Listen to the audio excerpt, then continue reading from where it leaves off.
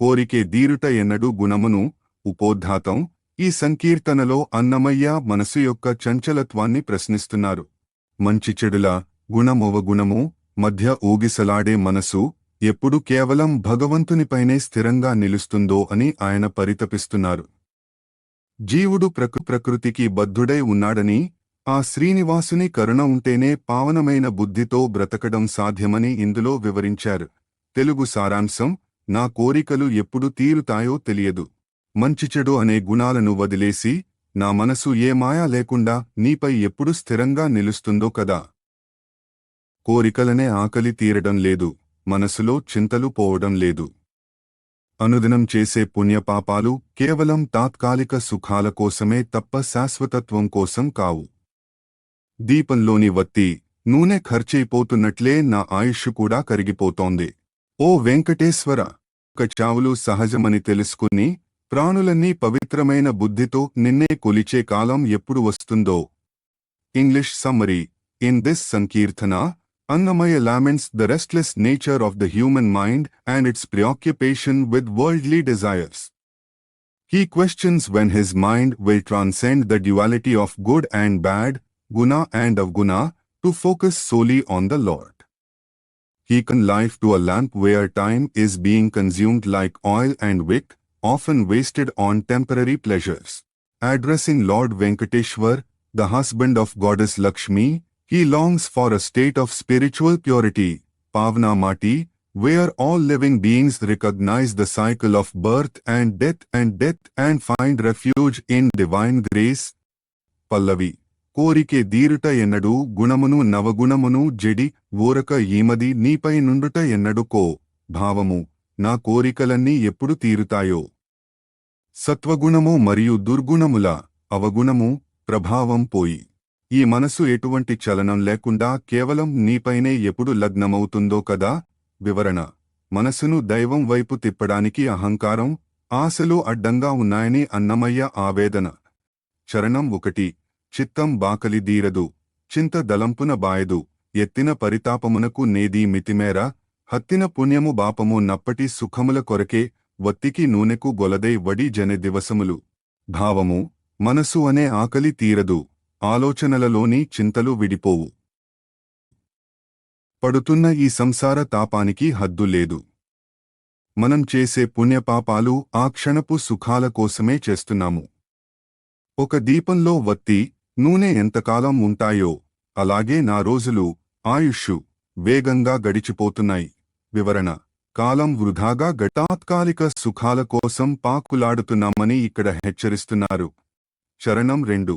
జీవుడే పరతంత్రుడుగన చింతింపడు నిన్నెప్పుడు, చావును పుట్టుగు సహజము శరీరధారులకు, శ్రీవనితా హృదయేశ్వర శ్రీ వెంకటగిరి వల్లభ, పావనమతిమై ప్రాణులు బ్రతుకుట ఎన్నడుకో. భావము: జీవుడు ప్రకృతికి కర్మలకు బద్ధుడై పరతంత్రుడు ఉండటం వల్ల నిన్ను ఎప్పుడూ స్మరించలేకపోతున్నాడు. దేహం ధరించిన వారికి పుట్టుక చావు సహజమని ఎప్పుడు తెలుసుకుంటాడో.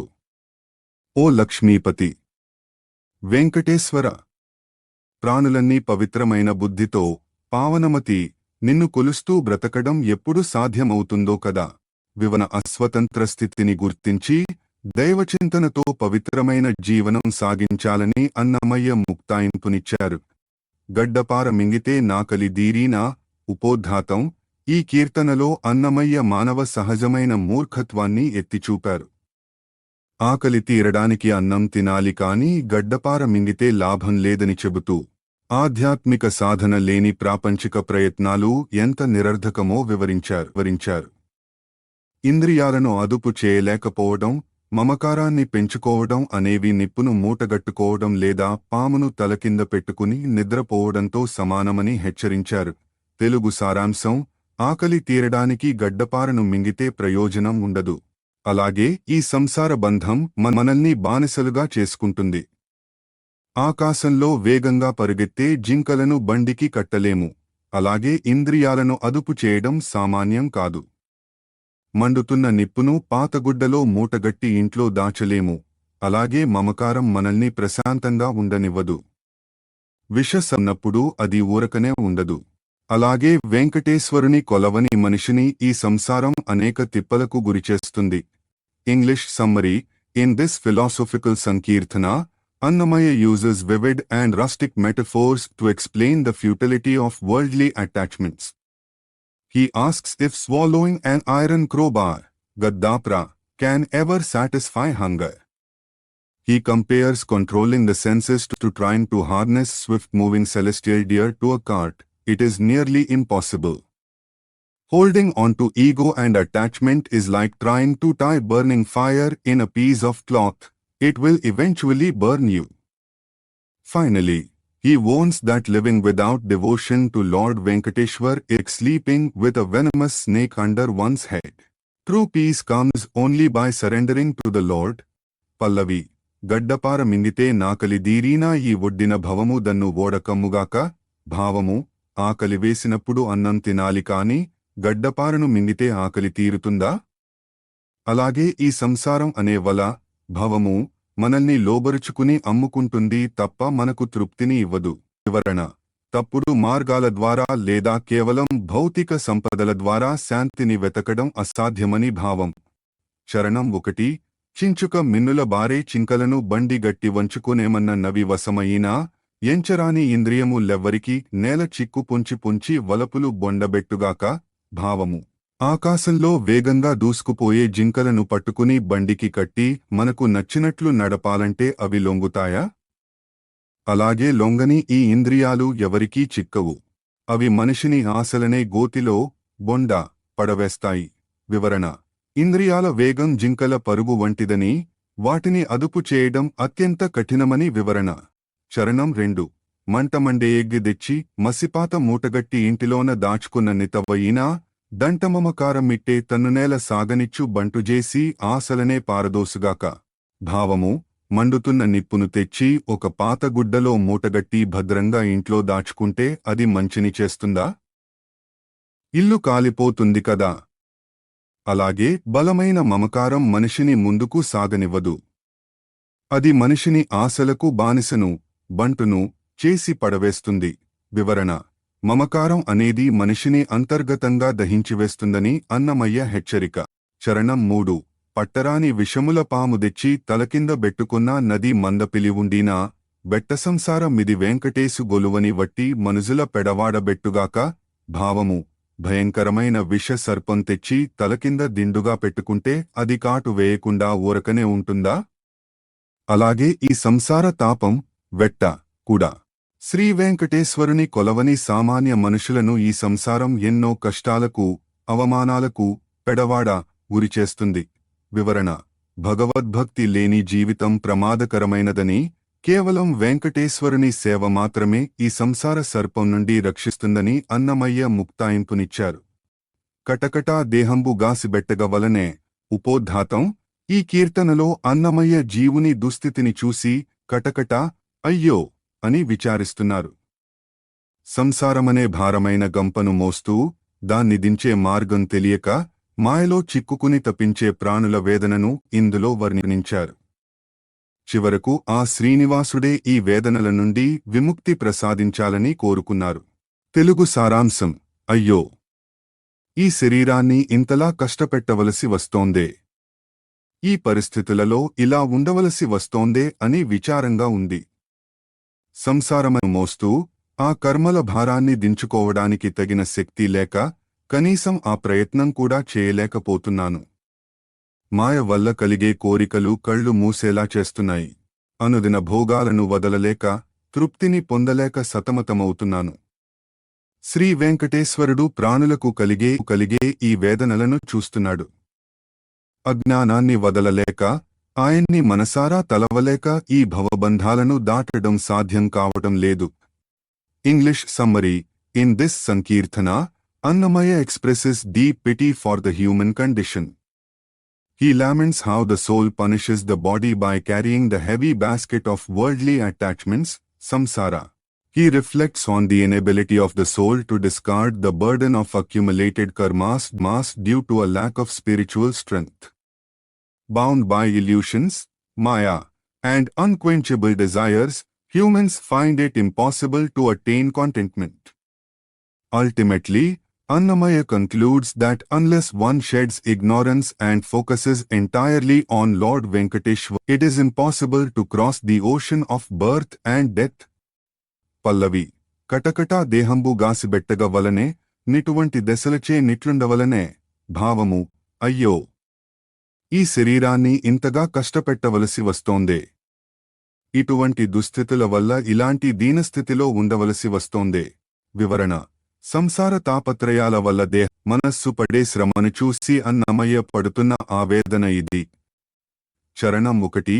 చంపనొల్లక కదా సంసారమనేడి గంప మోపు గడించే కర్మసంగ్రహము, లంపటము విరియించ లావు చాలక తుదిని దింపనొక కొంతైన తెగుదెంపులేదు. భావము: విడిచిపెట్టలేక కదా ఈ సంసారమనే బరువైన గంపను, మోపును తలపై పెట్టుకున్నాను. కర్మల ప్రోగు వల్ల కలిగిన ఈ బంధాలను విడదీయడానికి తగిన బలం, లావు నా దగ్గర లేదు. ఆఖరికి ఈ భారాన్ని దించడానికి కావాల్సిన తెగింపు, నిశ్చయం కూడా కలగడం లేదు. వివరణ: కర్మ బంధాలు ఒక బరువైన గంప వంటివని, వాటిని వదులుకోవాలనే సంకల్పం కూడా మనిషికి కలగడం లేదని భావం. చరణం 2. మనుప నోపక కదా మాయ విలంబమున కనుమూసి కాంక్ష మడి కట్టే దైవంబు. దినభోగములు విడువ తెలగేమిటను లేక తనివి బొందించ నెంతయు వశముగాదు. భావము: రక్షించుకోవాలనే ఆలోచన లేక మాయ ప్రభావంతో కళ్ళు మూసుకుపోయి దేవుడు విధించిన కోరికల బంధనాల్లో చిక్కుకున్నాను. రోజువారీ అనుభవించే భోగాలను వదిలే మార్గం కనిపించడం లేదు. ఎంత అనుభవించినా మనసుకి తృప్తి, తనివి కలగడం లేదు. వివరణ: మాయ వల్ల కలిగే అతి ఆశ మనిషిని భౌతిక సుఖాల వెంట పరిగెత్తిస్తుందని, అది ఎప్పటికీ తృప్తినివ్వదని వివరణ. చరణం 3. తెలుపనోపకదా తిరువేంకటేశ్వరుడు వెలలేని వేదనల వేచే బ్రాణులను, బలిమి నజ్ఞానంబు పాయలేకితననే తల్చి భవబంధముల దాటంగరాదు. భావము: సత్యాన్ని తెలుసుకోలేకపోవడం వల్లే కదా శ్రీ వెంకటేశ్వరుడు ఈ ప్రాణులను వెలకట్టలేని వేదనలకు గురిచేస్తున్నాడు. మనలోని అజ్ఞానాన్ని బలంగా వదిలించుకోలేక, ఆ స్వామిని నిరంతరం స్మరించలేక ఈ సంసార బంధాలను దాటలేకపోతున్నాము. వివరణ: అజ్ఞానమే దుఃఖానికి మూలమని, వెంకటేశ్వరునిపై భక్తితో మాత్రమే ఈ బంధాలను తెంచుకోగలమని అన్నమయ్య ముక్తాయింపునిచ్చారు. అయ్యోపోయ బ్రాయముగాలము. ఉపోద్ఘాతం: ఈ కీర్తనలో అన్నమయ్య ముయ్యంచు మనసు, 3 అంచులు లేదా 3 గుణాలు కలిగిన మనసు మాయలో చిక్కుకుని ఎలా భ్రమపడుతుందో వివరించారు. భార్యాపిల్లలు, తల్లిదండ్రులు, అన్నదమ్ములు వీరందరూ ప్రాపంచిక బంధనాలే తప్ప మోక్ష మార్గంలో తోడురారని, వీరందరి కోసం హరిని, భగవంతుని స్మరించడం మరిచిపోయానని అన్నమయ్య వాపోయారు. తెలుగు సారాంశం: అయ్యో, నా యవ్వనము, కాలము వృధాగా గడిచిపోయాయి. అజ్ఞానంతో మోహానికి బానిసనైపోయాను. బిడ్డలు, స్నేహితులు కేవలం ఆశలు పెట్టేవారే తప్ప నిజమైన తోడు కాదు. వారిని నమ్మి హరిని మదిలో నిలుపుకోలేకపోయాను. తల్లిదండ్రులు, బంధువులు మనల్ని చింతలలో ముంచేవారే. వారి పొత్తు మేలని భావించి శ్రీహరిని మరిచిపోయాను. అన్నదమ్ములు కోసం వంతువాసికి పోట్లాడేవారే తప్ప హితైషులు కాదు. అంతర్యామి అయిన వెంకటేశ్వరుని కొలవకుండా ఈ సంసారమనే సంతలోని అల్లకల్లోలానికి లోనే నా జీవితాన్ని వ్యర్థం చేసుకున్నాను. English summary: in this Sankirtana, Annamaya laments the loss of his youth and precious time to worldly illusions. He reflects on how he became a victim of infatuation, mistaking temporary relations for permanent ones. He observes that spouses, children, parents, and siblings are all bound by selfish interests or emotional burdens, and they often distract a person from the ultimate truth. He regrets not placing Lord Hari in his heart and instead getting caught in the chaotic market, sante, of worldly life. He concludes that without worshipping the indwelling Lord of Venkatadri, life is merely an aimless struggle. Pallavi: అయ్యో పోయ బ్రాయముగాలము, ముయ్యంచు మనసున నే మోహమతినైతి. భావము: అయ్యో, నా యవ్వనము, అమూల్యమైన కాలము గడిచిపోయాయి. త్రిగుణాత్మకమైన సత్వ, రజో, తమో నా మనసుతో మోహంలో పడి అజ్ఞానిని అయ్యాను. వివరణ: కాలం తిరిగి రాదని, అశాశ్వతమైన విషయాల కోసం దానిని వృధా చేశానని అన్నమయ్య పశ్చాత్తాపం చెందుతున్నారు. చరణం 1. చుట్టంబులా తనకు సుతులు గాంతలు జేలులు వట్టి యాసల బెట్టువారే కాక నెట్టుకుని వీరుగడు నిజమనుచు హరి నాత్మ పెట్టనేరక వృధా పిరివీకులైతి. భావము: కొడుకులు, భార్య, స్నేహితులు వీరంతా మనకు నిజమైన చుట్టాలా? కాదు, వీరంతా కేవలం లేని ఆశలు కల్పించేవారే. వీరి బంధాలే శాశ్వతమని నమ్మి శ్రీహరిని నా ఆత్మలో ప్రతిష్ఠించుకోలేక వ్యర్థమైన ఆవేదనలకు పిరివీకులు లోనయ్యాను. వివరణ: ప్రాపంచిక అనురాగాలు భగవంతుని వైపు మనసుని వెళ్లకుండా అడ్డుకుంటాయని వివరణ. చరణం 2. తగు బంధులా తనకు దల్లులును తండ్రులును వగలబెట్టుచు తిరుగువారే కాక మిగుల వీరల పొందు మేలనుచు హరినాత్మ తగిలించలేక చింతాపరుడనైతి. భావము: తల్లిదండ్రులు నిజంగా మనకు తగిన బంధువులా? లౌకిక రీత్యా వారే ప్రధానమైన మోక్ష మార్గంలో వారు కూడా మనల్ని రకరకాల చింతలకు, బాధలకు గురిచేసేవారే. వారి సాంగత్యమే గొప్పదని భ్రమించి పరమాత్మను హృదయానికి హత్తుకోలేక విచారంలో మునిగిపోయాను. వివరణ: దైవ చింతన లేని ఏ బంధమైనా చివరకు దుఃఖానికే దారితీస్తుందని అన్నమయ్య భావం. చరణం 3. అంత హితులా తనకు నన్నలును తమ్ములును వంతువాసికి బెనగువారే కాక అంతరాత్ముడు శ్రీవేంకటాద్రీసు గొలువకిటు సంత కూటముల ఎలజడికి లోనైతి. భావము: అన్నదమ్ములు మనకు హితాన్ని కోరేవారా? వారు కేవలం ఆస్తుల పంపకాలలో వాటాల కోసం వంతువాసికి పోరాడేవారు. నా లోపల అంతర్యామిగా ఉన్న వెంకటేశ్వరుని కొలవకుండా ఈ లోకమనే సంతలో జరిగే గందరగోళానికి, అల్లజడికి బానిసనైపోయాను. వివరణ: సంసారాన్ని ఒక అస్థిరమైన సంతతో పోల్చారు. సంతలో జనం ఎలా వచ్చి వెళ్తారో ఈ కూడా అంతేనని, శాశ్వతుడైన వెంకటేశ్వరుని శరణు వేడడమే శ్రేయస్కరమని అన్నమయ్య ముక్తాయింపునిచ్చారు. మనసున నెప్పుడూ మానదిది ఉపోద్ఘాతం. ఈ కీర్తనలో అన్నమయ్య మనస్సు పడే ఆవేదనను దిన బాధ, అనుదినం కలిగే బాధగా పేర్కొన్నారు. చిత్త వికారాలు, తీరని ఆశలు, సంసారమనే రంపపు కోత మనిషిని ఎలా ఇబ్బంది పెడతాయో వివరిస్తూ ఈ కష్టాల నుండి గట్టెక్కడానికి వెంకటపతిని స్మరించడమే మార్గమని ప్రబోధించారు. తెలుగు సారాంశం: నా మనస్సులోని ఈ చంచలత్వం ఎప్పటికీ మానడం లేదు. మరి నా అనుదిన బాధలు ఎలా తీరుతాయో? పాపపు ఆలోచనలు వెన్నాడుతూనే ఉన్నాయి. కత్తుల బోను వంటి ఈ శరీరంతో యవ్వన మదంతో పడే పాట్లు ఏమవుతాయో? ఆశ అనే దోషం ఒక బలమైన స్తంభంలా నాలో పాతుకుపోయింది.